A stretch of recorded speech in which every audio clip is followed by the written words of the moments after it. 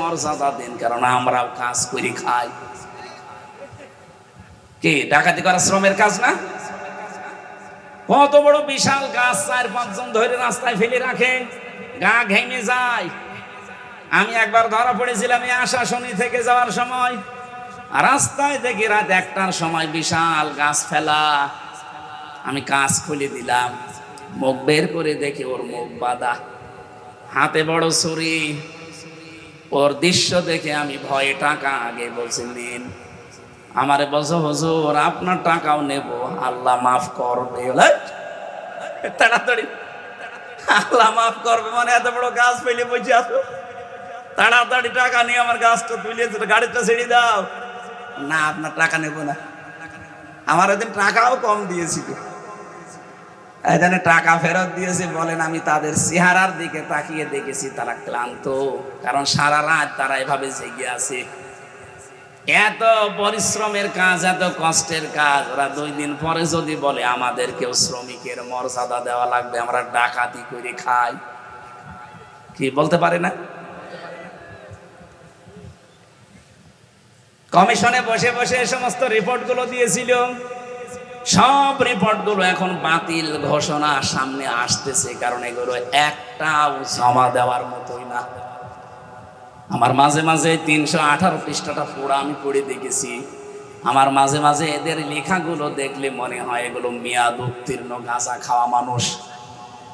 মেয়াদালা গাঁজা খেলেও তো মানুষ এত উল্টাপাল্টা কথা লিখতে পারে না।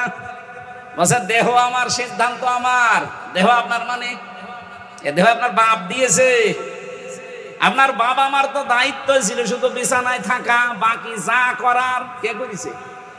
বলেন বলেন।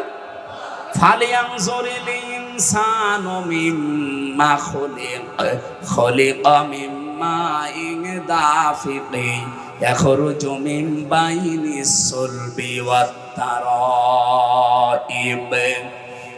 রব্বুল আলামিন জানিয়েছেন মানুষকে একটু গবেষণা করে না, নজর করে না, ভালো করে দেখে না। নাসারা মানে গবেষণা করে দেখা। একটু চিন্তা ভাবনা করে কি মানুষ দেখে না যে কি জিনিস দিয়ে আমি তারে বানালাম?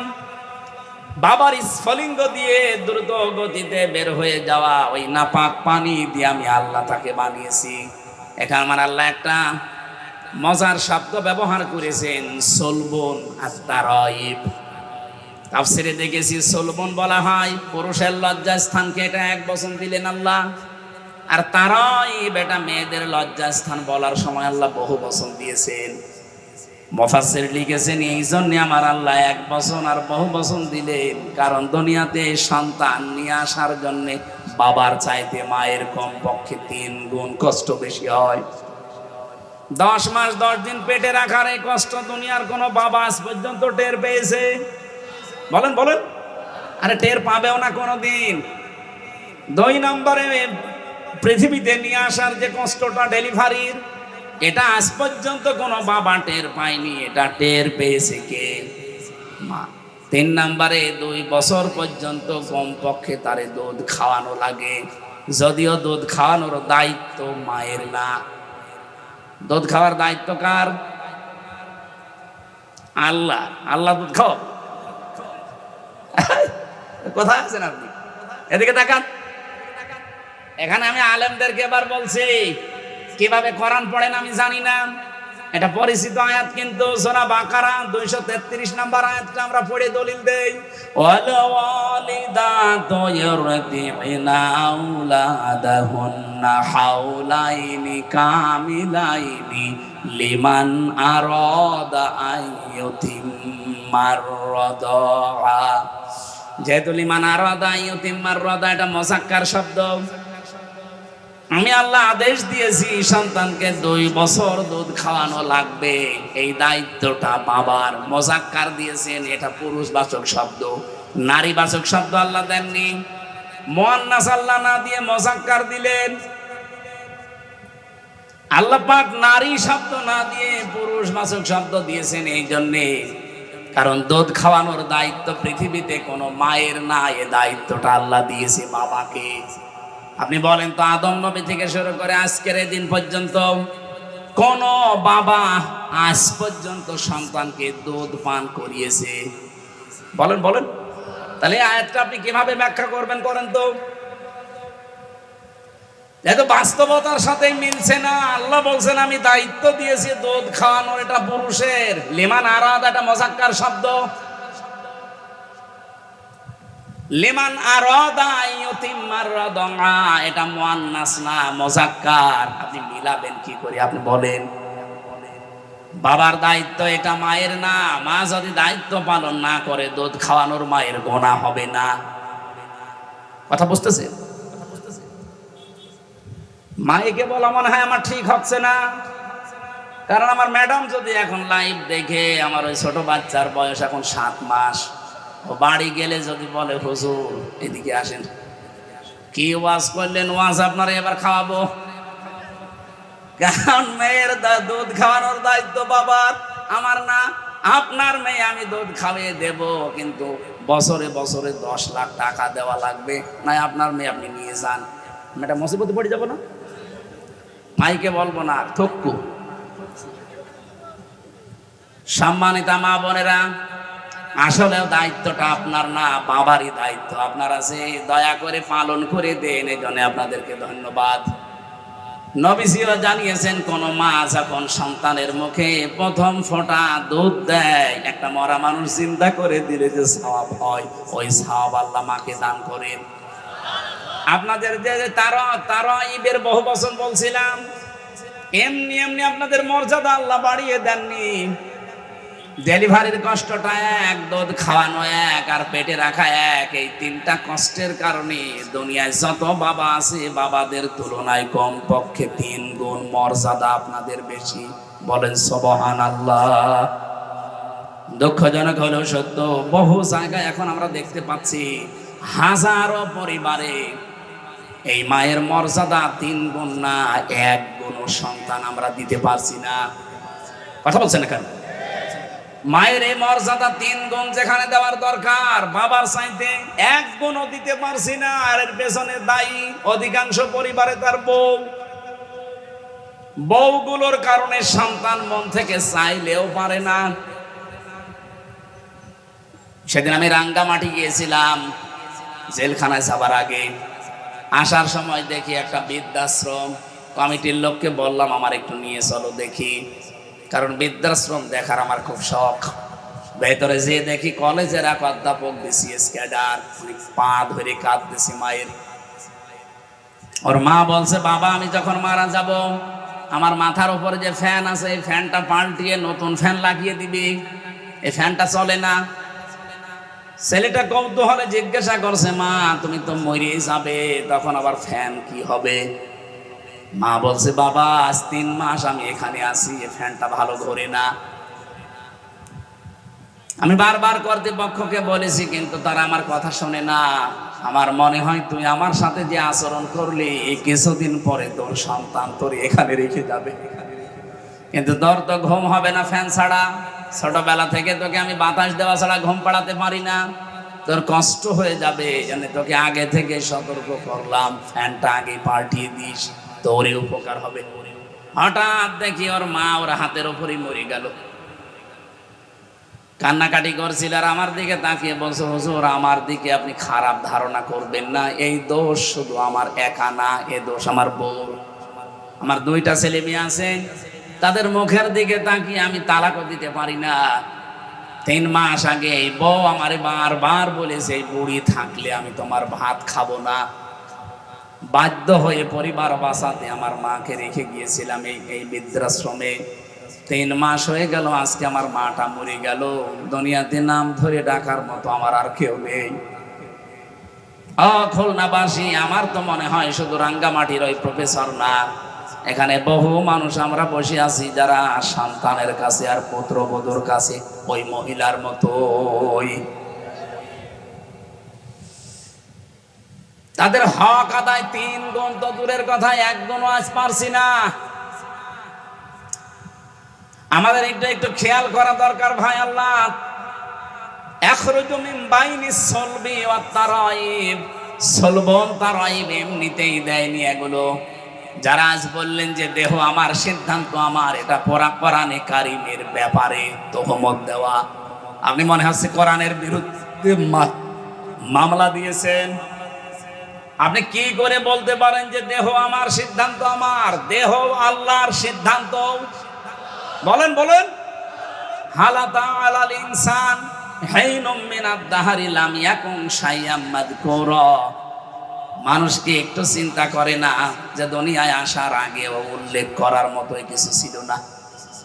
দুনিয়াতে ওর এমন সময়ও গেছে, এই পৃথিবীতে আসার আগেও যে উল্লেখ করবো যে হামজা, এরকম উল্লেখ করার মতো কিছু ছিলাম। সুতরাং এই কথাগুলো যারা দিয়েছেন সবগুলো ইসলাম বিদ্বেষী কথা, কোরআনের বিরুদ্ধে কথা। আমরা চাই এগুলো মানা দূরের কথা, ডাস্টবিনে নিক্ষেপ করা দরকার। সুতরাং এমন মানুষকে যদি আপনি সামনে ঠেলে দেন, যে মানুষ যে আল্লাহর কোরআনের বিপক্ষে অবস্থান নেবে, জেনা ব্যভিচারের রাস্তা আরো উন্মুক্ত করে দেবে, আপনি যদি এরকম মানুষকে সাপোর্ট করেন, পেছনে থাকেন, কিয়ামতে যখন উঠবেন দেখবেন জেনার গোনা লেখা আছে আমলনামায়। বলবেন আল্লাহ আমি তো ভালো ছিলাম, জেনা করিনি কোনোদিন, আমার মনে আছে, ফেরেশতারা বানিয়ে লিখেছে। আল্লাহ তখন এই প্রশ্নের জবাবে বলবেন আমি জানি জেনা করনি।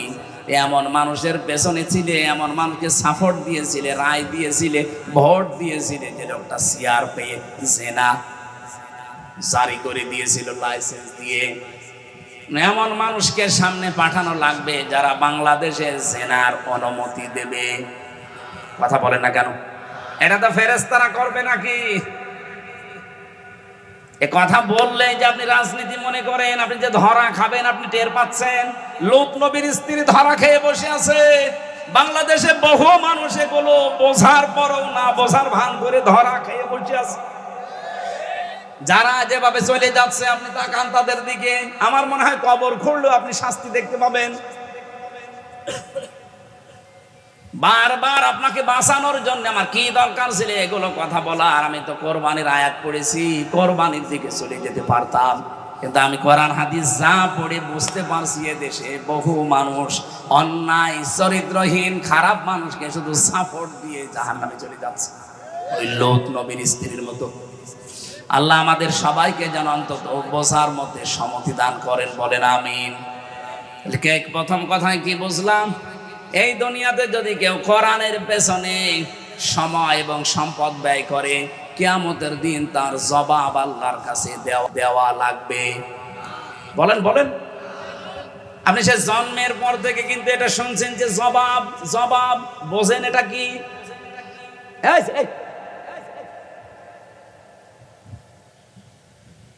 এই শব্দটা যে কত কঠিন।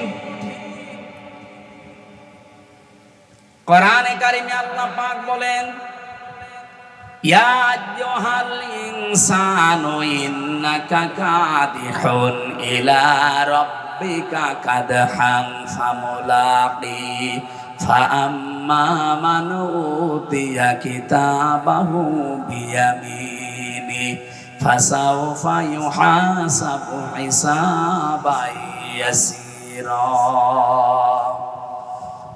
আমি জায়গা মতো আসবো, একটা কথা শুধু শিক্ষা দেওয়ার জন্য এই শব্দের ভেতরে আছে। এই জন্যে আল্লাহ রাব্বুল আলামিন যেই মানুষটার হিসাব ইয়াসীরা সহজ করে দেবেন, নবী যেই শব্দের ব্যাখ্যা করতে গিয়ে জানিয়েছেন সহজ হিসাব কি বোঝো তোমরা?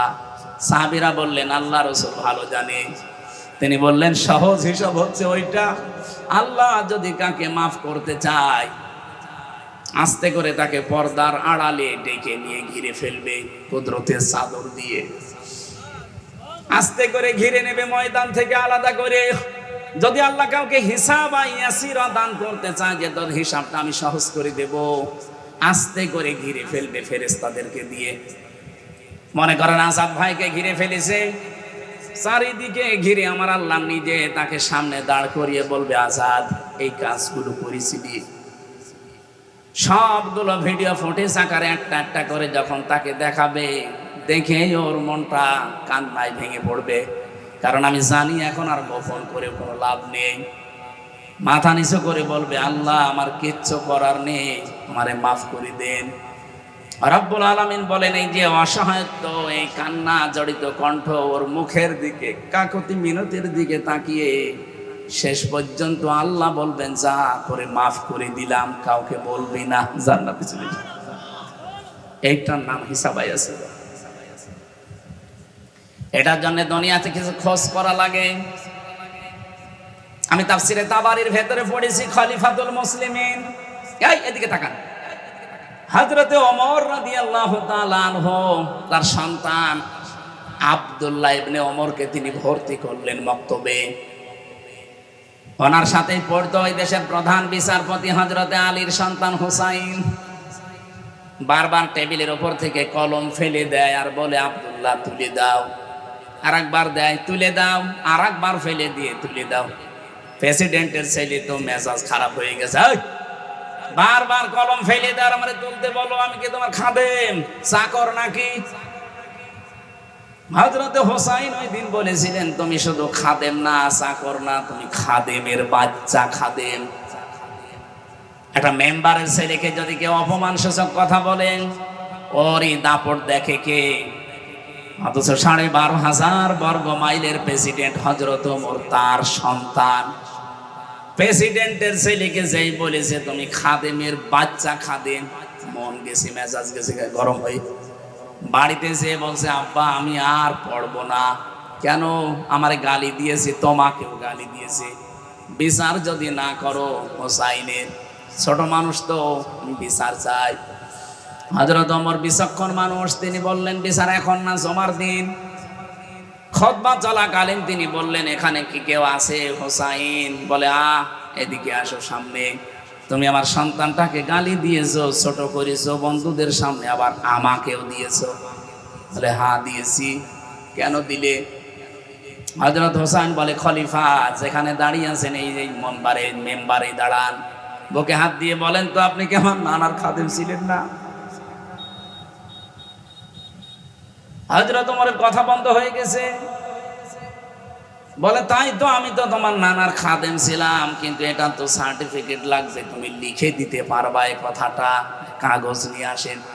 খেজুরের পাতা নিয়ে এসেছে, উনি লিখে দিলেন, ওমর আমার নানার খাদেম ছিল, আমি দেখেছি। এতে হোসাইন ইবনে আলী সই করে দিলাম। যান। কাগজটা হাতে নিয়ে হযরত ওমর চুমা খেলেন, ডাক দিয়ে বলে, নবীর সাহাবীরা, বিচার হয়ে গেছে। ছোট মানুষ তো আব্দুল্লাহ বোঝে না, বলে, আব্বা তুমি তো হোসাইনকে কিছু বললে না, বিচার কি করে হয়ে গেল? হযরত ওমর বলে, সন্তান যে বিচার করেছি দুনিয়া না, উভয় জগতে কাজে লাগবে। আমি যখন মারা যাব, কাগজটা আমার কাফনের ভেতরে দিয়ে দিও। কিয়ামতে আল্লাহ পাক যখন তার সামনে আমারে দাঁড় করাবে, জীবনের কিছু যদি আল্লাহর ভালো না লাগে, এই কাগজটা দেখাবো, ডাক দিয়ে বলবো, রব্বুল আলামিন কাগজটার দিকে একটু তাকাও, একটু দেখো, তোমার নবীর নাতি লিখে দিয়েছে আমি নাকি নবীর খাদেম ছিলাম। এই ওসিলাই হলেও তুমি আজকে আমারে মাফ করে দাও। এর নাম হিসাব। দুনিয়াতে জান্নাতের সার্টিফিকেট যারা জীবিত অবস্থায় পেয়েছিলেন, তার ভেতরে হযরত ওমর 2 নম্বরে। নবীজি বলেন, কেউ যদি আকাশের তারকা গণনা করে হয়তো একদিন শেষ করে ফেলবে, কিন্তু ওমর মুসলমান হওয়ার পর থেকে যত নেকির কাজে আঞ্জাম দিয়েছে, কেউ যদি ওমরের নেকি গণনা করে কোনোদিন শেষ হবে না। এই পৃথিবীতে বিশ্ব নবীর পরে যদি নবী হওয়ার যোগ্যতা কারো থাকতো, হযরত ওমর আল্লাহর নবী হয়ে যেত। সব কিছু আল্লাহ তাকে দিয়েছিলেন, এত যোগ্যতা সম্পন্ন মানুষ। কোন রাস্তা দিয়ে হেঁটে গেলে 40 দিন শয়তান ওই রাস্তায় যেতে ভয় পেত। আপনি চিন্তা করেন মর্যাদা কোথায় পৌঁছিয়েছে তার। এই মানুষটা যদি জীবনের হিসাব নিয়ে এই চিন্তায় থাকে, আমাদের কি হয়েছে? আপনি পারবেন? হিসাব অত সহজ না। দোদক না যে 2 লাখ মেরে দিলাম, এই টাকা উল্টা উল্টিয়ে দিল।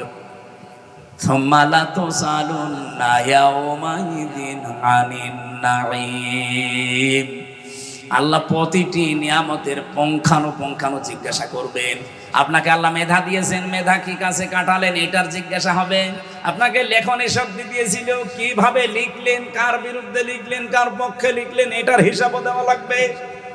সম্পদ কামাই করেছিলেন কি করে খরচ করলেন, ওইটাও দেওয়া লাগবে। এই জন্য হিসাব বড় কঠিন জিনিস, আমরা এখনো টের পাইনি। আমার প্রথম কথাই ছিল এটা, কেউ যদি এই কোরআনটার পেছনে সময় আর সম্পদ ব্যয় করে, কিয়ামতের দিন তার হিসাব আল্লাহর কাছে দেওয়া লাগবে না। বলেন সুবহানাল্লাহ।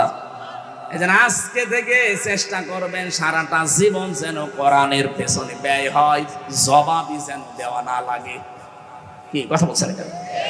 2 নম্বরে, পরিবারস্থ লোকদের জন্য যদি খরচ করেন জবাব দেওয়া লাগবে না।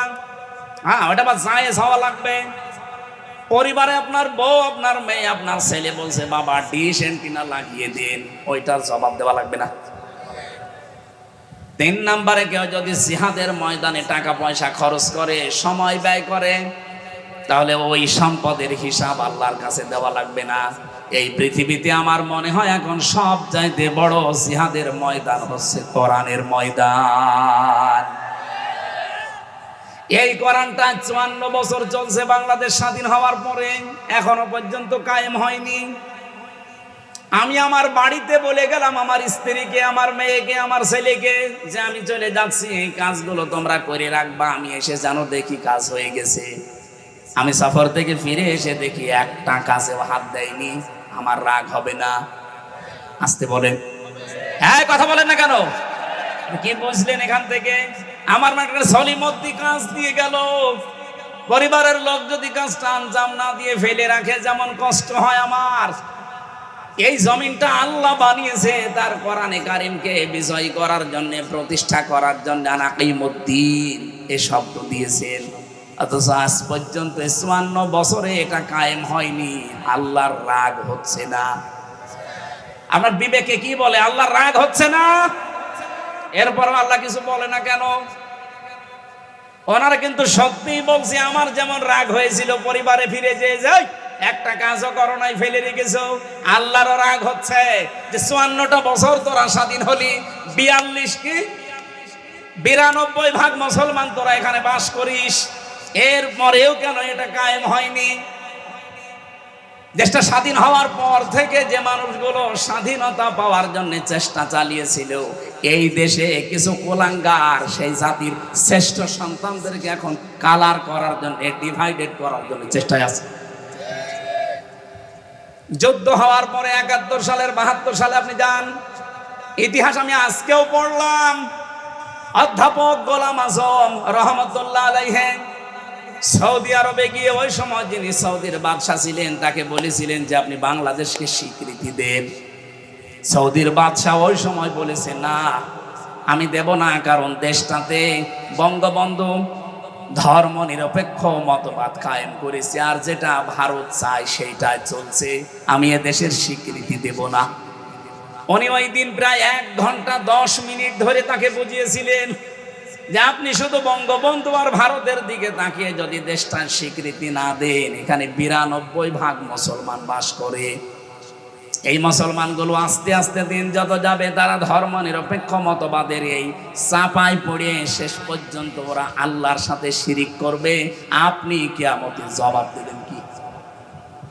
আপনি জবাব দেবেন কি বলেন? উনি যখন জবাব দিতে পারে না, উত্তর দিতে পারে না, শেষ পর্যন্ত বলেছে ঠিক আছে আমি স্বীকৃতি দিলাম।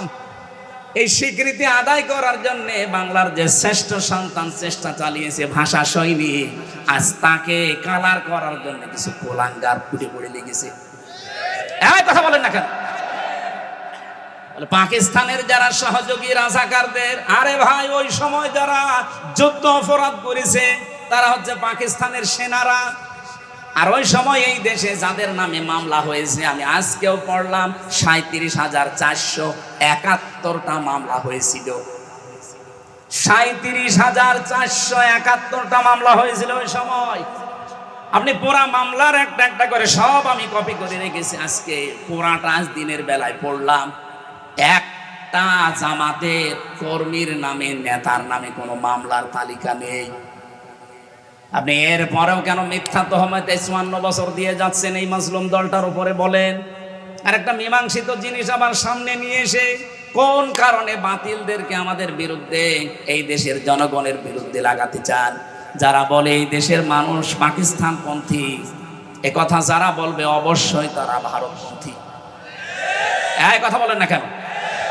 আমার মনে হয় যারা ভারতপন্থী, ভারত প্রীতি দেখাবে এসেছেই হোক, উপদেষ্টা হোক আর দেশের যেই হোক করে ন্যাংটা করে পিটানো লাগবে। নাউজুবিল্লাহ, ন্যাংটা করে পিটানোর কথা বলেছি, নাউজুবিল্লাহ। দেশ যে ডিভাইডেড করে যাচ্ছে, এই ভুয়া ধোয়া তুলেই তো 54 বছর আমাদেরকে আলাদা করে রেখেছিল। এই কথা বলেন না কেন? কোরবানির ইতিহাস শুনতে আসে, আজকে আসার সময় কানে কানে বলছে হুজুর কোরবানির কথা বলবেন। আরে ভাই, কোরবানি কি বোঝেন আপনি? যার কাছ থেকে আপনি কোরবানি পেলেন তিনি আমাদের জাতির পিতা ইব্রাহিম আলাইহিস সালাম। উনি যখন সন্তানের গলায় ছুরি লাগাবেন, ওই সময় আমার আল্লাহ তাকে ডাক দিয়ে কি বলেছিলেন, ওইটা যদি বাংলাদেশে আজ মেনে নিতে পারেন, আল্লাহর কসম এই কোরবানির আগে এ দেশে ইসলাম কায়েম হয়ে যাবে। আর তো 22 দিন আছে, 22 দিনে কায়েম করা সম্ভব। আপনি একটু মিলান, ওটা আছে সূরা সফফাতের ভেতরে আছে, ফালাম্মা আসলামা ওয়া তাল্লাহু লিল জাবিন। ভালো করে খেয়াল করুন, আল্লাহ বলেন ফালাম্মা, অতঃপর যখন, আসলামা 2 বছর, আল্লাহ বলেন দুইজনেই যখন এগ্রি হয়ে গেছে, রাজি হয়ে গেছে, সম্মত হয়েছে, ওয়াতাল্লাহু লিল জাবিন, এবং তার সন্তানটাকে জবাই করার জন্য যখন রাজি, একজন রাজির কথা আল্লাহ বলেন নাই, আসলামা 2 বছর। হযরত ইব্রাহিম 86 বছর বয়সে সন্তানটা পেয়েছিলেন। তিনি এই সন্তানকে জবাই করার জন্য যখন রাজি। 2 নম্বরে ইসমাইল নবী, এত শখের এত আদরের সন্তান, 13 বছর বয়স মাত্র। আপনি চিন্তা করতে পারেন পৃথিবীতে সবচেয়ে বেশি সৌন্দর্যের অধিকারী করেছিলেন আল্লাহ নবীদেরকে, তিনি নবী, সন্তানটাও নবী। কত সুন্দর হতে পারে চেহারা, তাও 2 বছর 5 বছর বিয়ের পরে না, 86 বছর পরে হওয়া। কত আদরের ধন। উনিও যখন রাজি, চিন্তা করলেন না আমি জবাই দেব না এখন, যেহেতু চোখ বাঁধা ছিল, জবাই দেওয়ার জন্য তিনি নিয়ত করেছিলেন। কিন্তু ছুরিটা প্রথমে ওই যে পাথরের উপরে যখন নিক্ষেপ করলেন, পাথর কেটে গেছে। মনে মনে ভাবলেন দুইজনেই তো আমরা রাজি আছি, আমার সন্তানটা রাজি হইল কেন, আমি এটা দেখব। এবার আসেন তো, আমি মূল কথা যেটা বলার জন্য আয়াতটা পড়েছিলাম, হযরত ইসমাইলও রাজি, ইব্রাহিমও রাজি, দুইজনেই যখন রাজি, আল্লাহ তখন কিন্তু ডাক দিয়েছেন, এর আগে ডাক দেননি। রব্বি হাবলি মিনাস সালিহিন, সন্তানের গোলামিন হালিম মানে ধৈর্যশীল সন্তানের সুসংবাদ তোমারে দিলাম। উনি এইটা মনে রেখেছিলেন। এটা তাফসিরে খাজেনের ভেতরে আমি পড়েছি, হযরত ইব্রাহিম মনে রেখেছিলেন যে আল্লাহ আমাকে গোলামিন হালিম দিয়েছে। এটা কি চাচা হালিম না মামা হালিম? গোলামিন হালিম, আমাকে সহনশীল একটা পুত্র সন্তানের সুসংবাদ দিল। এই যে কেমন হালিম আমি দেখব। এই জন্য নাকি যখন আল্লাহ স্বপ্ন দেখিয়েছিলেন যে প্রিয় বস্তু কোরবানি করো, তিনি উট উট উট চালাচ্ছিলেন, কোরবানি কবুল হয়নি। ফালাম্মা বালাগা মাআহু সা'য়া ক্বালা ইয়া বুনাইয়া ইন্নী আরা ফিল মানামি আন্নী আযবাহুকা ফানজুর মাযা তারা। আমি কয়েকটা শিক্ষা এখান থেকে বের করতে পেরেছি, দেখেন তো আপনি মিলাতে পারেন কিনা। সন্তানটা যখন একটু নড়াচড়া করা, বাবার কাজে লাগার মতো বয়স হয়েছে, 12-13 বছর, আল্লাহ তখনই কিন্তু স্বপ্ন দেখালেন, ডাক দিয়ে বললেন প্রিয় বস্তু কোরবানি করো। হযরত ইব্রাহিম কোরবানি করার জন্য যা করেছিলেন ওগুলো কবুল হয়নি, উট ভেড়া দুম্বা। মনে মনে ভাবলেন আমার কাছে সবচাইতে প্রিয় তো আমার সন্তান। এবার তিনি সন্তানটাকে ডাক দিয়ে বললেন, হে আমার কলিজার টুকরা, হে আমার আদরের সন্তান, আমি স্বপ্নে দেখলাম যে তোমাকে জবাই করছি, এখন তোমার রায় বলো। আমার প্রশ্ন হচ্ছে বিধানটা কার? বলেন বলেন, পালন করছেন কে? না না, আপনারা শুনছেন না, বলেন বিধানটা কার? পালন করছে কে? সাধারণ মানুষ না, একজন নবী। হযরত ইব্রাহিমের পুরা জীবন আল্লাহ কোরআনে দিয়েছেন। আমি তার জীবন পুরাটা কোরআনে পড়ে দেখেছি। 50টা পরীক্ষা আল্লাহ তাকে দুনিয়ায় করেছিলেন, আর 50টা পরীক্ষায় তিনি উত্তীর্ণ, একটাও ফেল করেননি। তার ঈমান সম্পর্কে পরীক্ষা ছিল 10টা, পুরা কোরআনে আল্লাহ সাজিয়েছেন। তার আমল সম্পর্কে পরীক্ষা ছিল 30টা, পুরা কোরআনে এগুলো আছে। আর তার এই যে 3.5 হাত বডির ভেতরে পরীক্ষা ছিল 10টা, ওকে 30, ওদিকে 10, এদিকে 10, 50টা। আমি যদি ওই সাবজেক্ট আজকে নিতাম, পুরা 50টা পরীক্ষা আপনাকে আমি শোনাতে পারতাম যে জাতির পিতা এমনি এমনি হননি, 50টা পরীক্ষা আমার আল্লাহ তাকে করেছিলেন। না, একটু খেয়াল করেন ভাই, 50টা পরীক্ষা করার পরে তিনি প্রতিটা পরীক্ষায় পাশ করে যাচ্ছেন। এই পরীক্ষাটা এসে তিনি চিন্তা করলেন কি, আমাকে আল্লাহ তো হালিম দিয়েছে, আমি আল্লাহর বিধান পালন করব, কিন্তু আমার সন্তানের কাছে অনুমতি নেওয়ার দরকার কি? মনের ভেতরে বারবার প্রশ্ন আসতেছে, আমি তো আর যেমন তেমন সন্তান চাইনি, আর 86 বছর একাধারে দোয়া করে করে সন্তানটা আল্লাহ দিয়েছে। কেমন হালিম, কেমন ধৈর্যশীল, আমি এইটা আজকে দেখতে চাই। তিনি এই জন্য অনুমতি নিয়েছিলেন। তাছাড়া বিধান আল্লাহর পালন করবে একজন নবী, ওই ছোট মানুষের কাছে অনুমতি নেওয়ার দরকার পড়ে না। অনুমতি নেওয়ার জন্য তিনি জিজ্ঞাসা করলেন যে আমি কেমন হালিম আল্লাহর কাছ থেকে পেয়েছি, আজকে আমি পরীক্ষা করব। পরীক্ষায় সন্তানটাও পাশ করে গেছে। ইয়া আবাতি ফাআল মা তুমারু সাতাজিদুনি ইনশাআল্লাহু মিনাস সাবিরিন। সন্তান ডাক দিয়েছে, আমার সম্মানিত পিতা, যা স্বপ্নে দেখেছেন আপনি আদিষ্ট হয়েছেন, পালন করেন, আপনি আমাকে ধৈর্যশীলদের মধ্যে পাবেন। হযরত ইব্রাহিম ভাবছিলেন যে আমার সন্তান মনে হয় নিজেকে একটু অহংকার বোধ করবে, এই জন্যে এখানে সবের বলতে পারতেন, সাবিরিন বলার পরে ইব্রাহিম আলাইহিস সালাম তিনি খুশি হয়ে গেছেন, না, আমার এই সন্তান যেমন তেমন আল্লাহ দেয়নি, এ হালিম যা দিয়েছে আসলে এটা হালিম। তিনি নিজেকে অহংকার মুক্ত করার জন্য সবের বলেন নাই, বলেছেন সাবিরিন। আমার মতো বহু ধৈর্যশীল দুনিয়ায় আছে, এর আগে বহু ধৈর্যশীল ভাবে আল্লাহর রাস্তায় জীবন দিয়েছে, আমিও দিলাম, তাদের ভেতরে আমি একজন, আমার ভেতরে কোনো অহংকার নেই। হযরতে ইসমাইলকে তিনি শুইয়ে দিলেন। আমার আল্লাহ আসলামার ব্যাখ্যা দেওয়ার জন্য আমি কিন্তু এ পর্যন্ত বারবার নিয়ে আসতে চাচ্ছি আপনাদের। দুইজনেই যখন এগ্রি হয়ে গেল, রাজি হয়ে গেল, তখন আমার আল্লাহর বিধান তাদের জন্য পালন করা সহজ হয়েছে। আজ বাংলাদেশে মনে করেন যারা আমরা টুপি মাথায় দেয় শুধু, ওখান থেকে আপনি কি পেলেন? যদি ইব্রাহিম নবী বলতেন আমি 50টা পরীক্ষায় জীবনে কোনোদিন ফেল করিনি, আজকেও করব না, আমি জবাই দেবই। ইসমাইল যদি বলতেন না আমি জবাই হব না, আমি দৌড় দিলাম, জবাই হতো। বলেন বলেন, আল্লাহর বিধান পালন করা সম্ভব হতো? হতো না।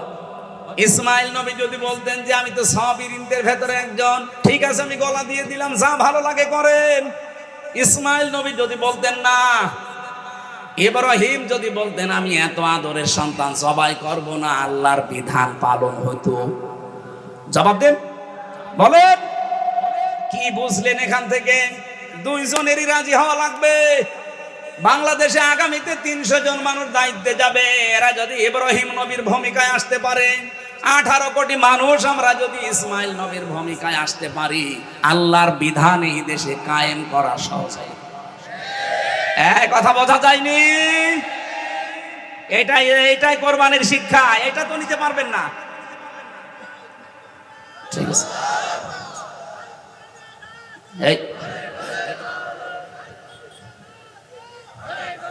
আল্লাহ রাব্বুল আলামিন তাকে ডাক দিয়েছিলেন, অনাদাইনাহু আইয়া ইব্রাহিম আদ সাদ্দাকতার রুয়া ইন্না কাযালিকা নাজজিল মুহসিনিন। আল্লাহ যদি শুধু ইব্রাহিম আর ইসমাইলকে শেষ করে দিতেন তাহলে পরের এই শব্দগুলো বলতেন না। আল্লাহ সঙ্গে সঙ্গে ডাক দিয়েছেন, দুই বাপ বেটার যখন এগ্রি হওয়া, রাজি হওয়া, সমর্থন হওয়া, সম্মত হওয়া দেখে আল্লাহর এত পছন্দ হয়েছে যে ইব্রাহিমও রাজি, ইসমাইলও রাজি, যা তোদের আর লাগবে না এই কাজ করার, তোদের মন দেখে আমি আমার বিধানটা পূরণ করে দিলাম। আমার আল্লাহ পূরণ করার জন্য কি পাঠিয়েছিলেন? দুম্বা। বলেন বলেন, আরো জোরে বলেন, অনাদাইনাহু আইয়া ইব্রাহিম ক্বাদ সাদ্দাকতার রুয়া। হে ইব্রাহিম, আমি তোমাকে ডাকলাম, তোমাকে যে স্বপ্ন দেখিয়েছিলাম তুমি স্বপ্নকে সত্যে রূপ দিয়েছো। তুমি শুধু না, ইন্না কাযালিকা নাজিজিল মুহসিনিন, কিয়ামত পর্যন্ত যারা মুহসিন বান্দা তাদেরকে আমি আল্লাহ এইভাবে পুরস্কার দেব। হয়তো 2732 জন মানুষ জীবন দিয়ে গেল এই বাংলাদেশের বৈষম্য দূর করার জন্য, এদের জীবন পর্যন্ত কোরবানি করে গেল। এখন যারা আসবেন দায়িত্বে, ইব্রাহিমের ভূমিকা পালন করা লাগবে। যারা আমরা এখন জনগণ বেঁচে আছি, অন্তত আমরাও কিন্তু এই 2732 জনের ভেতরে পড়ে যেতে পারতাম। আল্লাহ আমাদেরকে এখন ওর ভেতরে না ফেলে বাঁচিয়ে রেখেছেন। এই মুহূর্তে আহ্বান জানাচ্ছি, দল মত সব ভুলে যান, জাতি বর্ণ ধর্ম নির্বিশেষে ইসমাইল নবীর ভূমিকায় আসেন। আমার আল্লাহ তার বিধান এই দেশে কায়েম করে দেবে। আর যেহেতু সময় 22 দিন আছে, আমরা চাই এই 22 দিনের ভেতরে দেশটা যেন পরিবর্তন হয়ে যায়। ইব্রাহিম আর ইসমাইলের ভূমিকা আমরা যদি সত্যি দেখাতে পারি, আর এটাও অত সহজও না, এই জন্য আল্লাহ কাযালিকা নাজিজিল মুহসিনিন এটা দেওয়ার পরে জানিয়েছেন, ইন্না হাদা লাহুয়াল বালাউল মুবিন, অবশ্যই এটা সুস্পষ্ট বিশাল পরীক্ষা। এই বিশাল পরীক্ষা আমাদের সামনে যেহেতু চলে এসেছে, এই কঠিন পরিস্থিতিতে আমাদের উচিত হবে পৃথিবীতে সবচাইতে প্রিয় যেমন ইসমাইল ছিল, আমাদের জীবনেও সবচাইতে প্রিয় যা আছে সেগুলো সামনে এখন পেশ করা লাগবে। সূরা আলে ইমরানের এই 92 নম্বর আয়াতে সেইটাই আল্লাহ জানিয়েছেন, লান তানালুল বিররা হাত্তা তুনফিকু মিম্মা তুহিব্বুন, কখনোই নেকি পাবে না। এখানে লান তানালুল বিররা দিয়েছেন। বিররুন শব্দের অনেকগুলো অর্থ আমি পেয়েছি। বিররুন মানে নিজেকে সৎ কাজের জন্য বিলিয়ে দেওয়া। বিররুন মানে এটা জান্নাতের একটা বাগানের নাম। বিররুন মানে নেক কাজ। বিররুন মানে জনকল্যাণে নিজেকে সম্পৃক্ত করা। এটা ইবনে কাসিরের বর্ণনা বলছি। আল্লাহ বলেন কখনোই নেকি পাবে না, কখনোই জান্নাত পাবে না, কখনোই জান্নাতের পরিপূর্ণ নাজ নিয়ামত তোমার ভাগ্যে জুটবে না যতক্ষণ সবচাইতে প্রিয় জিনিস তুমি আল্লাহর জন্য না দেবে। এই পৃথিবীতে এখন আমাদের কাছে বলেন তো সবচাইতে প্রিয় জিনিস কি? যে যেখানে আছেন তার কাছে সবচাইতে প্রিয় হবে তার জীবনটা। কথা বলেন না কেন? বলেন বলেন। আমাদের জীবনটাই যদি সবচাইতে প্রিয় হয়, এইটাও যদি আল্লাহর রাস্তায় পরিপূর্ণভাবে না দিলে, আমার আল্লাহ নেকি পূর্ণাঙ্গ না দেন, সওয়াব পূর্ণাঙ্গ না দেন, তাহলে জীবনের বাকি যে মহাব্বত একেবারে সর্বোচ্চ চূড়ার পাশ থেকে আস্তে আস্তে যেগুলো একটু নরমালি আছে, এগুলো তো মাস্ট বি আল্লাহর জন্য দেওয়াই লাগবে। এই জন্য এখন থেকে আমার সময়, আমার চিন্তা ভাবনা সব কিছু কোরবানি করার জন্য প্র্যাকটিস করেন। যেহেতু মাত্র 22 দিন আছে এবারের কোরবানি, আর এই গত বছরের কোরবানির মতো যেতে দিতে চাই না। এমন কোরবানি করব বাংলাদেশে কোরবানি যেন ইতিহাস হয়ে থাকে। অলিকুল্লি উম্মাতি জাআলনা মানসাকান লিয়াযকুরু ইসমাল্লাহি আলা মা রাযাকাহুম মিন বাহিমাতিল আনআম। সূরা হজের 34 নম্বর আয়াতে আল্লাহ জানিয়েছেন, প্রত্যেকটি জাতির জন্য আমি কোরবানির বিধানটা দিয়েছিলাম। আদম নবী থেকে আরম্ভ হয়েছে, আজকে পর্যন্ত চলছে, কিয়ামত পর্যন্ত এই বিধান চলবে।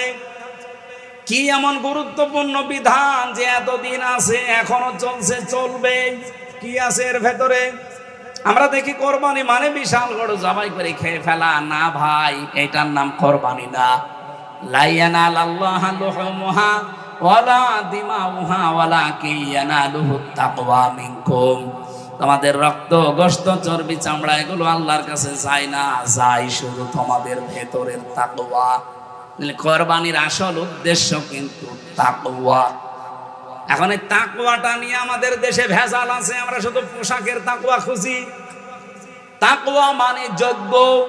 কি বললাম? বলেন বলেন। তাকওয়া মানে যোগ্যতা সম্পন্ন আপনাকে হওয়া লাগবে। সুতরাং এই দেশে যে যে জায়গায় আমরা আছি ওই জায়গায় আমাদেরকে যোগ্যতা সম্পন্ন হওয়া লাগবে, সৎভাবে। যতগুলো মানুষ আজ দায়িত্বে আছে এই দেশে, প্রায় 1628 জন মানুষ এখনো দায়িত্বে আছে। এ মানুষগুলো যদি যোগ্য হয় ওই জায়গায় এবং সৎ হতে পারে, আল্লাহর কসম সামনে দিন বিজয় কেউ আটকাতে পারবে না। আর এই তাকওয়া দরকার এখন সামনে এই কোরবানিতে। আপনি একেবারে সেই প্রথম দিন থেকে আরম্ভ করেন কোরবানি, নাকি বাড়ি চলে যাবেন? আরেকটু শোনা যাবে না? আল্লাহ যেহেতু মেন জিনিসটা, ভালোবাসার জিনিসটা না দিলে তিনি পরিপূর্ণ সওয়াব দেবেন না, আর কল্যাণ আপনাকে দান করবেন না। এদের শানে নজরুলের ভেতরে হযরতে তালহা রাদিয়াল্লাহু তাআলা আনহুর জীবন থেকে কিছু কথা তাফসীরে ইবনে কাসিরে এসেছে, হযরতে ওমরের জীবন থেকে কিছু কথা এসেছে, হযরতে ওসমানের জীবন থেকে কিছু কথা এসেছে। তাফসীরে ইবনে কাসিরে আপনি শানে নজরুলটা পড়বেন, আমার ওইটা উদ্দেশ্য না। আমার উদ্দেশ্যটা এই তাকওয়াটা বাস্তবে নিয়ে আসা। আমরা কি মনে করি আর আল্লাহ কি বোঝাতে চেয়েছেন, একেবারে প্রথম দিন থেকে আপনি একটু ধরেন। সূরা মাইদার 27 নম্বর আয়াতে তথ্যটা পাবেন। আতলু আলাইহিম নাবা বানাই আদামা বিল হক। হে নবী, আপনি তেলাওয়াত করে করে আদম নবীর 2 সন্তানের কাহিনী আপনার ছেলেদের, মেয়েদের, আপনার উম্মতদেরকে শোনান। আপনার উম্মত বলে যারা দাবি করে তাদেরকে যথাযথভাবে হক আদায় করে কাহিনীটা শোনান। কি আছে এই কাহিনীর ভেতরে? আমরা তো সে জন্মের পরে শুনি হাবিল কাবিলের কাহিনী, যে তারা কোরবানি করেছিল চাটিয়াল ময়দানে। তাদের নিয়ম ছিল চাটিয়াল ময়দানে পশু জবাই করে রেখে আসতো। যারটা হালাল, যার টাকা হালাল, জীবন পবিত্র, আকাশ থেকে আগুনের ঝলক এসে ওটা পুড়িয়ে ফেলতো। আর যার হারাম টাকা তার তা পড়তো না। আমার মাঝে মাঝে আয়াতটা পড়ার পরে মনে হয়, বাংলাদেশে যদি এই শরীয়ত এখন থাকতো, কত আল্লাহর ওলি যে ধরা খেত। এক কথা বলছে না কেন? 2.5 লাখ টাকা দিয়ে কোরবানি কেনা না, ধরা খেয়ে বসে থাকতো। কারণ এরকম ময়দানে রেখে যেতেন, আগুনের ঝলক আসতো, পুড়িয়ে ফেলতো ওইটা। যার টাকা হালাল, যার জীবন পবিত্র, তখন সব ধরা পড়ে যেত না? বলেন, এতে কাররাবা কুরবানান, যখন তারা পেশ করেছে কোরবানি, ফাতাকাব্বালা মিন আহাদিহিমা ওয়া লাম ইয়াতাকাব্বাল মিনাল আখার, একজনেরটা কবুল হয়ে গেছে, হাবিলেরটা আর কাবিলেরটা হয়নি। ক্বালা লা আকতুলান্নাকা, কবুল যারটা হয়নি সঙ্গে সঙ্গে সে ফোন দিয়ে এটেছে। আর ফোন দির কাজ কি? লা আকতুলান্নাকা বলে গ্যারান্টি দিয়ে বলছে, আমি তোমাকে হত্যা করব। আমার মনে হয় আয়াতটা বাংলাদেশের সাথে এখন খাপের খাপ মিলে যাচ্ছে। আপনি দেখেন, আগস্টের 5 তারিখের পর থেকে এই 54 বছরে তো ইসলামপন্থীদেরকে দেশে কাজ করতে দেওয়া হয়নি।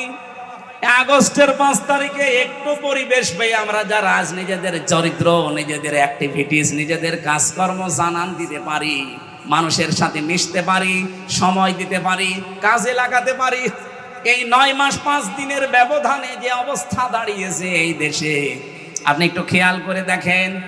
এই দেশে এখন কমপক্ষে শুধু বাংলাদেশের সরকারি জরিপ 8 কোটি 75 লাখ মানুষ এখন মনে প্রাণে চাচ্ছে এদেশে ইসলাম কায়েম হোক। তাও অন্যান্য ইসলামী দল সব বাদ দিলাম, শুধুমাত্র একামতে দিন যারা করে, আমি বাংলায় বলছি জামাত ইসলামী, 8 কোটি 75 লাখ। আমি আজকের রিপোর্ট পেয়েছি, এটা ইন্টারনেটে। এই দেশের সরকারি জরিপে এরা চাচ্ছে 8 কোটি 75 লাখ, মানে 9 কোটি মানুষ এখন চাচ্ছে দেশে ইসলাম কায়েম হোক। ইসলাম কায়েম হোক, সবাই তো এটা চায় না। তারা একামতে দিন যারা করে তারা চায়। তার মানে এই দেশে এখন একামতে দিনের নেতা কর্মী সদস্য শুভাকাঙ্ক্ষী 9 কোটি প্রায়। এখানে অনেকেই মনে করছে না আমাদের আর হবে না, এই জন্য এখন পেছনে পেছনে উল্টা পাল্টা বাঁশ দেওয়ার জন্য লিখেছে ওই যে 47, 52, 71। কেন? এগুলো যদি চেতনা হয় তো 24 কি চেতনা না? ওগুলোতে মানুষ মারা গেছে, 24-এ মানুষ মারা যায়নি। শুধু ওই 71, ওই 47, ওই 52-র কথা তুলে আনেন কোন কারণে? আপনি 24-এর কথা তুলে আনতে পারেন না। কি দেখিয়েছেন 9.5 মাসে আপনি অ্যাক্টিভিটিস, আপনার চরিত্র দিয়ে, আপনার কাজকর্ম দিয়ে কি দেখালেন জাতিকে বলেন? আপনার দিকে মানুষ ঝুঁকতে চায় না, যেতে চায় না, কারণ আপনারটা কবুল হওয়ার মতো যোগ্যতা হয়নি। ওই দিন হাবিল বলেছিল কলা ইন্নামা, এখানে যারা গ্রামার বসে জিজ্ঞাসা করেন ইন্নার পরে যদি মা যুক্ত হয় তাহলে বাংলা অর্থ দাঁড়ায় কেবলমাত্র, শুধুমাত্র, একমাত্র, মূলত, হবেই হবে, এইটাই, এরকম 27টা 29টা অর্থ আছে। ইন্নার পরে মা দিয়ে হাবিল গ্যারান্টি দিয়েছেন কলা ইন্নামা, ভাই আপনি আমাকে মেরে ফেলতে চান, আপনারটা কবুল হয়নি, আপনাকে মানুষ ভালোবাসে না, আপনার কাছে যেতে চায় না, এজন্য আপনি আমাকেই মেরে ফেলেন।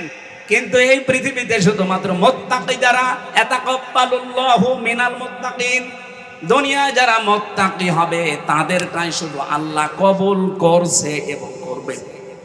এজন্য ইয়াতাকাব্বালু, এটা মোসারে, বর্তমান ভবিষ্যৎ, প্রেজেন্ট ফিউচার। ও বাংলার মুসলমানেরা যত ষড়যন্ত্র করেন বিভিন্ন দাদাদের পরামর্শ নিয়ে, আমরা জানি এখন কত মানুষ কত জায়গা থেকে ফাঁদে পড়েছে, তাদের চরিত্রের ফাঁদে পড়েছে, বিভিন্ন সংস্থার ফাঁদে পড়েছে, বিভিন্ন দাদার ফাঁদে পড়েছে। এর আগে যারা ফাঁদে পড়েছিল তারা এখন মরেছে, আপনিও মরবেন। আপনি যদি মোকাবেলা করতে চান চরিত্র দিয়ে করেন, কাজ দিয়ে করেন। এই কথা বলেন না কেন? যাদের নামে উল্টা পাল্টা দোষ দেন, আরে ভাই আমি কোরআন সামনে নিয়ে বলছি, একটা দোষ দেখান তো যে তারা বিড়ি খায়, তারা সিগারেট খায়, তারা জেনা করে, তারা মদ খায়, তারা মানুষের কাছে চাঁদাবাজি করে, টাকা পয়সা মেরে খেয়েছে, বোনের সম্পদ দেয়নি। একটা দেখাতে পারলে আমি আজকে থেকে কথা বলা বন্ধ করে দেবো, দেখান। আর যারা ওই কথা বলে তাদের চরিত্রের দিকে আপনি তাকান, কুকুরও তো নিচে নামে না। হাবিল এমনি বলে না যে ভাই আপনি আমাকে মেরে ফেলতে পারেন, কিন্তু আল্লাহ কবুল করে থাকে শুধু মুত্তাকিদের ইবাদত, বন্দেগী, কাজ কারবার, অ্যাক্টিভিটিস। এখন মুত্তাকি কি? ওই যে বাংলা বললাম যে যোগ্যতা অর্জন করা লাগবে। ফাত্তাবিউস সিরাতাল আযম, মুসলিম শরীফের হাদিস। নবীজি বলেন তুমি যখন দেখবে যেই দলের দ্বারা তাড়াতাড়ি ইসলাম কায়েম করা সম্ভব, তোমরা চোখ কান বুঝে ওই দলকে সাপোর্ট করবা, পেছনে থাকবা। এই হাদিস এখন আমি বানালাম। বলেন ফাত্তাবিউস সিরাতাল আযম, অনুসরণ করো তাদেরকে, তাদের পেছনে থাকো যাদের দ্বারা সম্ভাব্য দ্রুত ইসলাম কায়েম হওয়া সম্ভব। বাংলাদেশে 73টার উপরে দল আছে। আপনি নিজের মন থেকে বলেন এই দেশে দ্রুত একেবারে মসজিদ থেকে সংসদ পর্যন্ত সেক্টরে সেক্টরে চালাতে পারে এই দেশের কোন দল, আপনি সেটাকে সাপোর্ট করবেন। যোগ্যতা সম্পন্ন হওয়া লাগবে মসজিদ থেকে একেবারে সংসদ পর্যন্ত, প্রত্যেকটি সেক্টরে যারা আছে এরকম সৎ থেকে জীবনযাপন করছে এই 54 বছরে এবং সামনেও করতে পারবে। আদেশ দিয়ে গেলাম এবং অনুরোধ করে গেলাম আপনি এই কোরবানিটা এবার করেন, নাই তো কাবিলের মতো আপনি যতই হাব ভাব দেখান না কেন মেরে ফেলতে পারবেন কিন্তু কবুল হবে না। হাবিল ওই দিন বলেছিল লাইন বাসাত্তা ইলাইয়া এদাকালি তাকতুলানি মা নাবি বাসিতি ইয়াদি ইলাইকা আকতুলাক লি আকতুলাক ইন্নী আখাফুল্লাহ রাব্বাল আলামিন। আপনি যদি হাত প্রসারিত করেন, আজ কত মানুষ বিভিন্ন জায়গা থেকে হাত প্রসারিত করতে আসে ইসলামের দিকে। বাংলার মুসলমানেরা খুব চিন্তা ভাবনা করে বলছি, অনেক কিছু ভেবে চিনতে বলছি, আপনি কিন্তু আবার মার খাবেন। 15.5 বছর না, এবার 32 বছর মার খাওয়া লাগবে। এই জন্য সব বাদ দিয়ে দেন, কার আকীদা ভালো কার আকীদা খারাপ ওগুলো বাদ দেন। অন্তত মুসলিম যারা এক হয়ে যান। কথা বলছে না কেন? এই দেশের নাগরিক আমরা যারা বৈধ তারা এক হয়ে যান, নয়তো যা আরম্ভ করেছে বিশ্ব। আপনি কি মনে করছেন শুধু আমাদের প্রতিবেশীরাই হারামি? না, আরো হারামি আছে। সব হারামি এখন এক হয়ে যাচ্ছে। আমাদের উচিত হবে এই মুহূর্তে এই দেশের যারা বৈধ নাগরিক সব আমার মনে হয় এক হয়ে যাওয়া দরকার। তাহলে 54 বছরে ওটা যেটা করতে পারেনি সামনে কিন্তু করে ফেলবে। আমরা এখন সাবধান হব, যে যা করছে মুখ বন্ধ রাখবো। লাইম বাসাত্তা ইলাইয়া এদাকালি আকতুলাক, যদি আপনি হাত প্রসারিত করেন আমাকে মেরে ফেলার জন্য, কত কিছু প্রসারিত করছেন করেন, আমরা চুপ করে আসি। আমরা চাই আগামীতে কোরআনকে তার জায়গা মতো পৌঁছিয়ে দিয়ে একবারে মুখ খুলবো। একবারে মুখ খোলা যাবে না। ইন্নী আখাফুল্লাহ রাব্বাল আলামিন, অবশ্যই আমি ভয় করি কাকে? ভয় মানেই তো আমরা বুঝি না তাকওয়া মানে। এই একটা ব্যাখ্যা বললাম তাকওয়ার যোগ্য। সুতরাং এই মসজিদ থেকে সংসদ পর্যন্ত যারা যোগ্য আপনি তাদের পেছনে থাকবেন, এদেরটাই কবুল হওয়ার সম্ভাবনা সবচাইতে বেশি। 2 নম্বরে তাকওয়ার ব্যাখ্যা হচ্ছে নিষিদ্ধ কাজ আল্লাহর যেটা যেটা আছে শুধু ছেড়ে দেবেন না, ওটা ঘৃণা করে ছেড়ে দেবেন, এর নাম তাকওয়া। আল্লাহর নিষিদ্ধ কাজ এই দেশে আছে না? এই কথা বলে না কেন? এই যে মোবাইল, কম্পিউটার, ল্যাপটপ, টেলিভিশনে যারা এমন এমন জিনিস দেখেন যেটা অন্য দেখলে আপনার লজ্জা লাগে, নিজে নিজে দেখলে ভালো লাগে, আরাম লাগে, আনন্দ লাগে, এটা পাপ। এরকম কোন দৃশ্য যদি সামনে চলে আসে আজকে থেকে তওবা করেন যে না আমি ওই রকম কিছু আর দেখবো না, ঘৃণা করে ছেড়ে দেবেন। দেখবেন একটা অনির্বচন সুখ, আলাদা একটা শান্তি আল্লাহ আপনাকে দান করবে। পরকীয়া প্রেম যারা করেন না, এই এলাকায় সব নেই, এই মুহূর্তে নিজেকে কন্ট্রোল করেন ভাই। মেয়েলি বিষয় এটা কিন্তু শয়তানের মারাত্মক একটা জাল। ইন্না কায়দা কুন্না আযীম। আল্লাহ মেয়েদের চক্রান্তকে বলেছে এটা ভয়ঙ্কর, আর শয়তানের চক্রান্তকে বলেছে ইন্না কায়দা শাইতানি কানা দাঈফা। দুর্বল না দাঈফ, একেবারেই দুর্বল শয়তানের চক্রান্ত। এজন্য মেয়ে লোকের ফাঁদে যদি কেউ পড়ে যান, মোবাইলে হোক, কম্পিউটারে হোক, বিভিন্ন কায়দায়, ফেসবুকে, ইমোতে, মেসেঞ্জারে, এক্ষুনি থেমে যান। আপনি টের পাচ্ছেন না? ওই যে বিভিন্ন সাংবাদিক মাঝে মাঝে রেকর্ড করে রাখে, দেখেন না, ছেড়ে দেয়। টাকলা মোরাদের মাত্র 6 মিনিট 32 সেকেন্ড ফাঁস হয়ে সব হারিয়েছে। আর আমাদেরও যদি ফাঁস হয়ে যায় না, সব হারিয়ে ফেলবে। এজন্য অনেকেই এখন চুপ করে আছে, কারণ এদের অনেক কিছু রেকর্ড হয়ে আছে। কিন্তু আমাদের তার রেকর্ড নেই, আপনি কি ফাঁস করবেন? চরিত্র যাদের ঠিক আছে এদের তো কিছু রেকর্ড নেই, যাদের চরিত্র শেষ তাদের তো রেকর্ড আছে।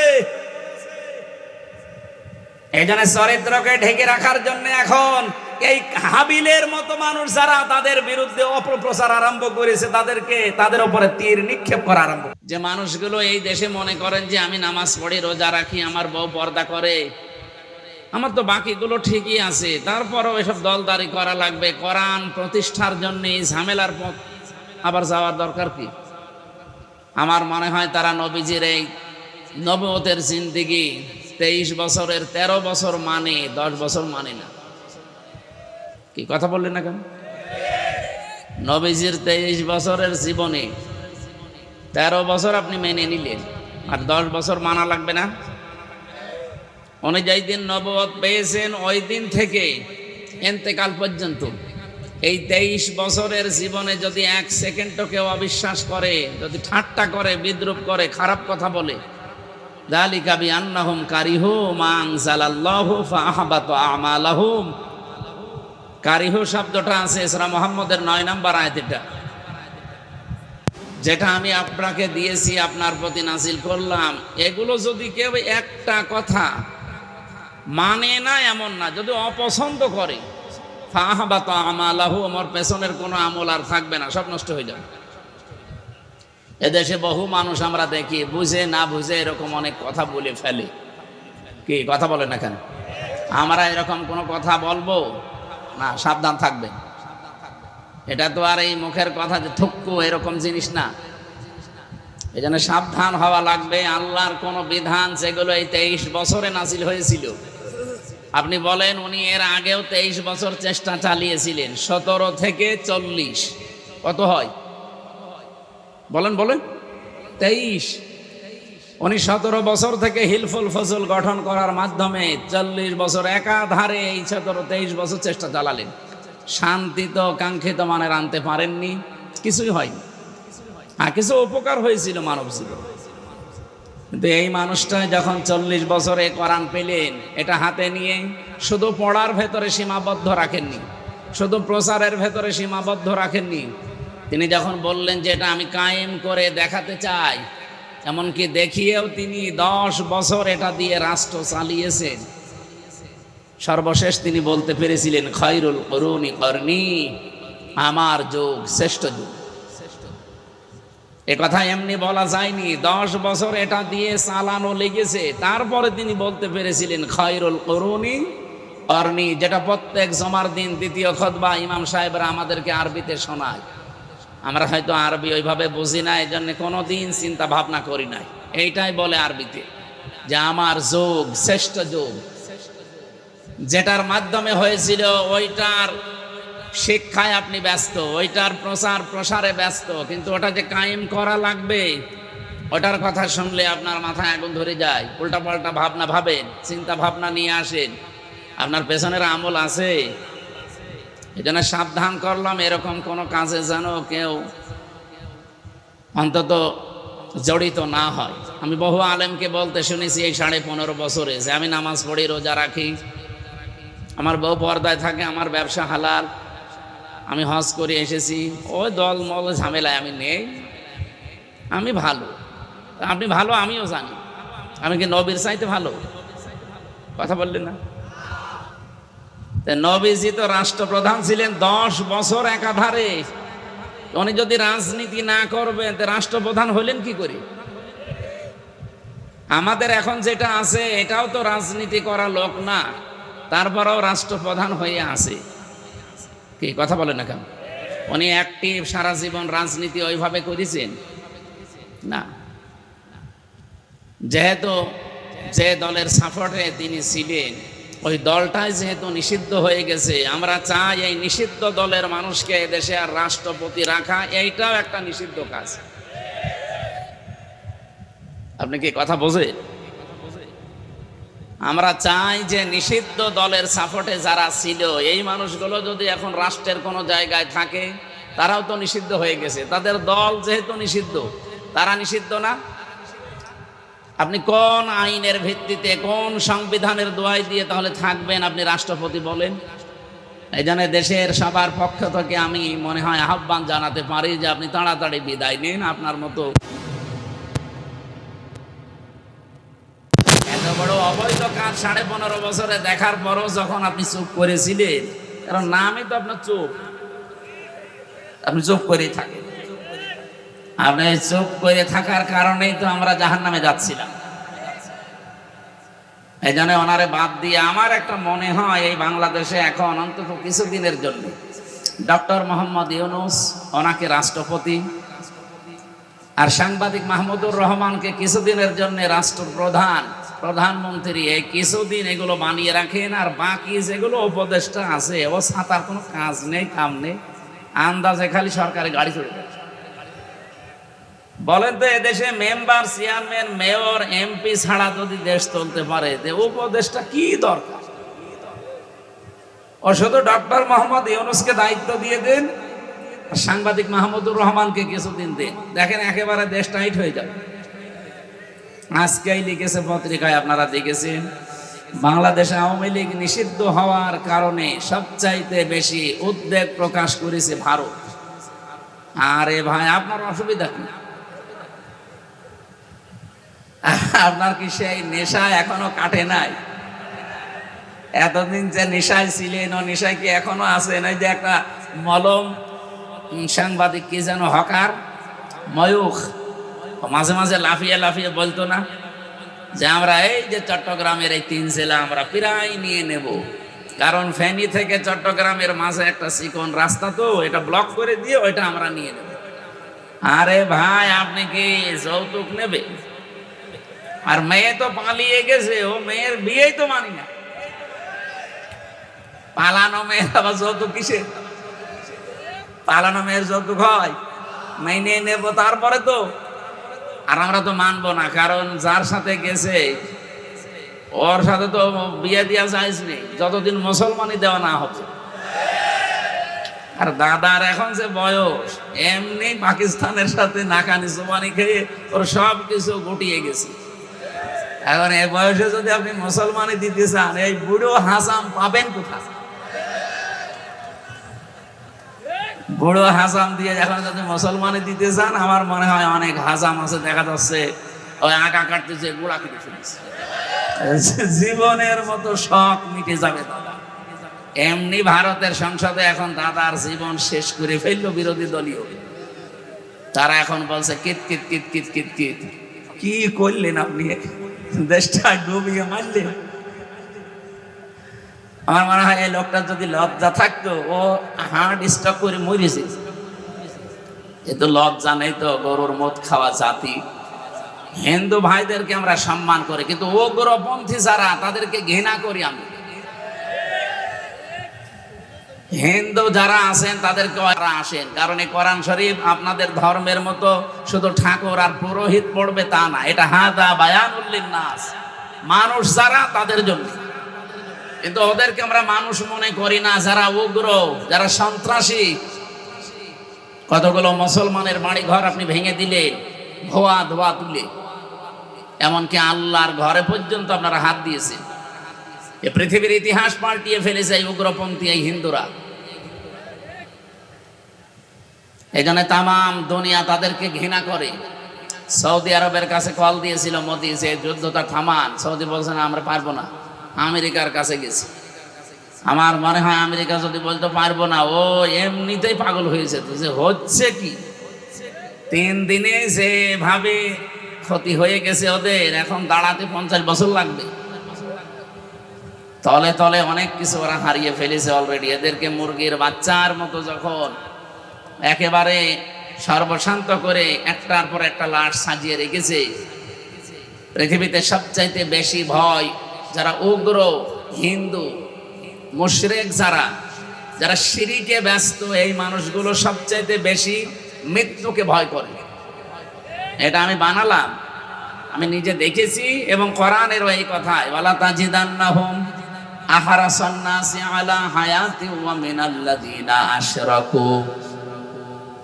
হে নবী, লামে তাকিদ নুনে সাকিলা দিয়েছি, অবশ্যই আপনি দেখতে পাবেন এই পৃথিবীতে যারা মুশরিক, জীবনের প্রতি সবচাইতে বেশি আশঙ্কা এবং আসক্তি তাদের বেশি। আমাকে যখন এই 17, 18, 19, 20 সালে এলাকায় ঢুকতে দিত না, অধিকাংশ সময় আমি ভারতে থাকতাম।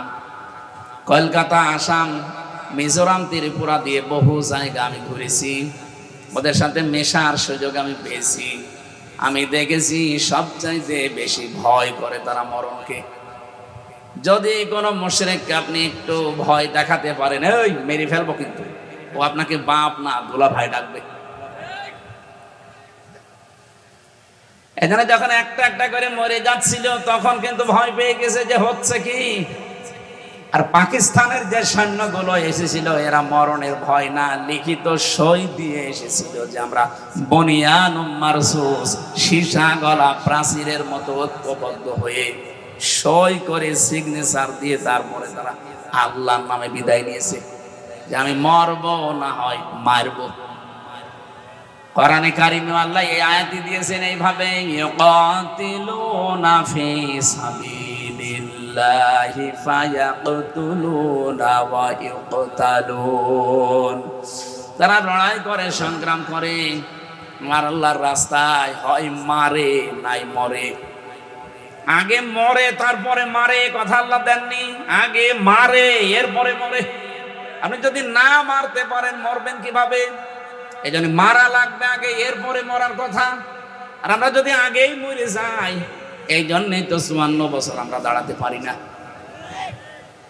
এখন একটা উদ্যোগ অলরেডি নিয়েছে, যেটা একটা আশার আলো দেখতে পাচ্ছি। বিশ্বনবী নিজে, তার বাড়িটা ছিল খেড়ের ছাউনি। আপনি দেখেছেন, ইতিহাস পড়েন, সিরাত ইবনে হিশাম, নবীজির বাড়ি ঘর ছিল খেজুর পাতার পাটি দিয়ে, কিন্তু বাড়ির সামনে সব সময় 24 ঘন্টা 9টা ঘোড়া বাঁধা থাকতো। এই ঘোড়াগুলো খেলা করার জন্য বেঁধে রেখেছিলেন। আজ বিশ্বের 57টা দেশ মুসলিম। আমরা যদি সত্যি এগিয়ে যেতে পারতাম ওদের মতো একটু, কোরআনে কারিমে আমার আল্লাহ সূরা আনফালের 60 নম্বর আয়াতে জানিয়েছেন, ইন্না ইদ্দাতা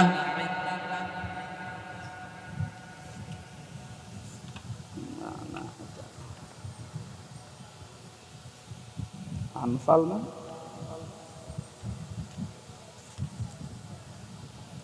ওয়া আ'ইদ্দু লাহুম মাস্তাতা'তুম মিন কুওয়াতিন ওয়া মির রিবাতিল খাইলি তুরহিবুনা বিহি আদুওয়াল্লাহি ওয়া আদুওয়াকুম ইলা আখির আয়াত।